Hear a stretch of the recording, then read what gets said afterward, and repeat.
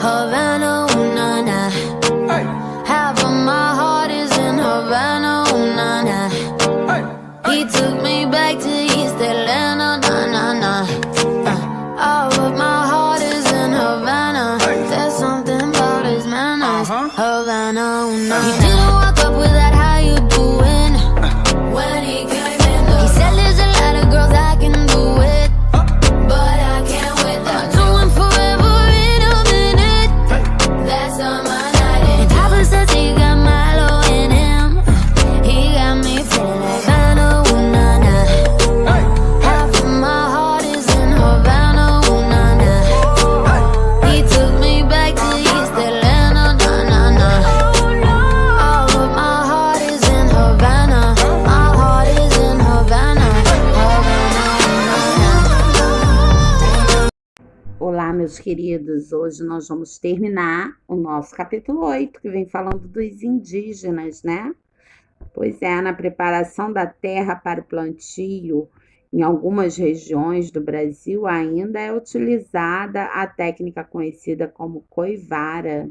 Derruba-se e queima-se a mata do local que será usada para o cultivo. Bom, como o trabalho é feito coletivamente, sob a forma de mutirão, né? O produto da roça é partilhado entre todos os membros do grupo. O volume da produção de alimentos é determinado de modo a atender às necessidades da comunidade, ou seja, sem excedente. Bom, e algumas práticas, tradições ou características eram comuns aos grupos indígenas, ainda que estas ocorressem de forma assim particular em cada sociedade.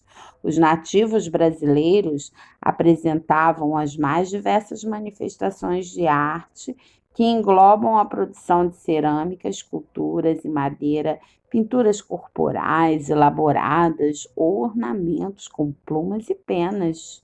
Bom, normalmente as manifestações artísticas indígenas estavam ligadas a rituais, festas, eventos místicos ou sociais. A arte indígena, assim, está associada aos próprios valores sociais, religiosos, entre outros desses grupos. Bom, a arte madeira engloba tanto estatuetas em forma humana, né, como fazem os carajás, com as máscaras criadas pelos ticuna, que ocupam a fronteira entre Brasil e Peru. Já as cerâmicas também, outra importante representação artística indígena. Bom, e a pintura corporal serve para distinguir grupos sociais dentro de uma mesma comunidade ou marcar ocasiões bem especiais. Personagem importante para a religiosidade dos povos indígenas brasileiros é o pajé ou xamã. Ele é responsável pelas práticas espirituais do grupo e detém o conhecimento sobre o uso de ervas medicinais e rituais curativos. Suas funções estão ligadas à natureza, uma vez que os produtos usados como medicação são obtidos com base em experiência com o meio em que vivem, sendo as divindades elementos que habitam esse meio. Bom, meus queridos, a valorização das atividades militares, como a guerra, é uma característica comum a quase todos os grupos indígenas. Bom, na época da chegada dos portugueses, os cronistas descreveram a capacidade de vários grupos, né, vários povos, que tinham que se mobilizar, numerosos guerreiros, para os confrontos com os grupos indígenas inimigos, ou de construir aldeias, né, com estrutura para proteção contra ataques, como paliçadas e fossos.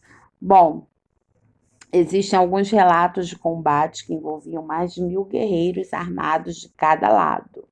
A guerra era interpretada como um elo, como passado em comum com as tradições e com os antepassados. A inimizade com o grupo rival e o desejo de vingança significava honrar os ancestrais. Deixar de honrá-los representava um abandono da história e também a ausência do futuro. Bom, um dos elementos, né, dessas guerras, né, era a antropofagia, consistia em comer carne humana. E a antropofagia, ela envolvia 3 elementos básicos, 3 motivos básicos: por vingança, crença e também apreciação da carne. O órgão da FUNAI é responsável também em delimitar, né, as reservas indígenas. Por conta do isolamento, não se sabe muito a respeito dos grupos indígenas que entraram em contato em estado de isolamento. Bom, espero que tenham gostado. Um grande abraço, meus amores.